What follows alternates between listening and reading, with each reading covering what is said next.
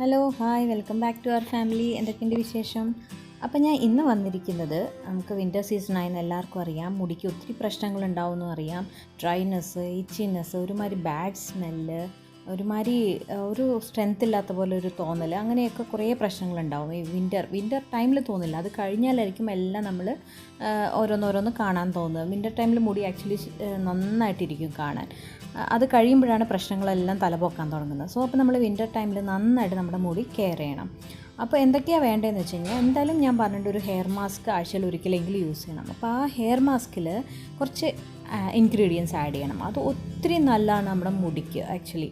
അപ്പോൾ നമ്മൾ ഏതൊരു ഹെയർ മാസ്ക് ഉണ്ടാക്കുകയാണെങ്കിലും ഇതിൽ ഏതെങ്കിലും ഒരു ഇൻഗ്രീഡിയൻറ്റ് നമ്മൾ ആഡ് ചെയ്ത് കഴിഞ്ഞാൽ നല്ലൊരു റിസൾട്ടായിരിക്കും നമ്മുടെ മുടിക്ക് കിട്ടുക.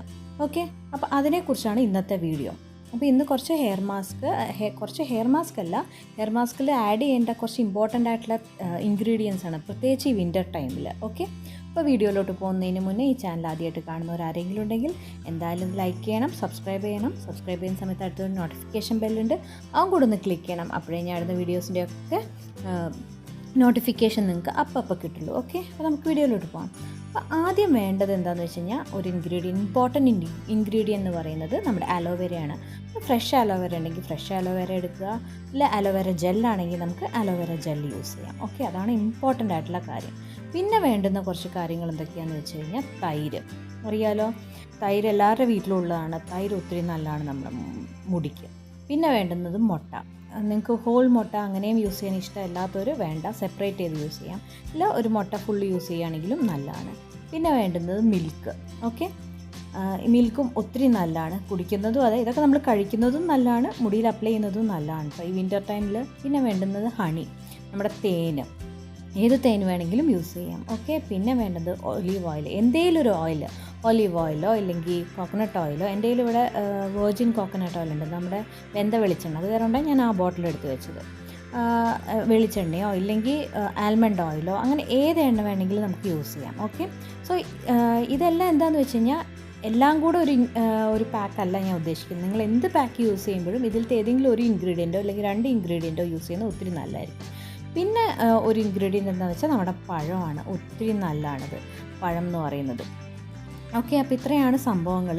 ഇത്രയും നല്ല കുറേ ഇമ്പോർട്ടൻ്റ് ആയിട്ടുള്ള ഇൻഗ്രീഡിയൻസ് ആണ്. അപ്പോൾ നമ്മൾ യൂസ് ചെയ്യുന്ന ഹെയർ പാക്കിൽ ഇതിൽ എന്ത് വേണമെങ്കിലും നമുക്ക് ആഡ് ചെയ്യാം. ഓക്കെ, 1 or 2 ആഡ് ചെയ്യാം, ഇല്ലെങ്കിൽ മുഴുവനായിട്ട് ആഡ് ചെയ്യുന്നുണ്ടെങ്കിൽ അങ്ങനെയും ആഡ് ചെയ്യാം, ഒരു കുഴപ്പമില്ല.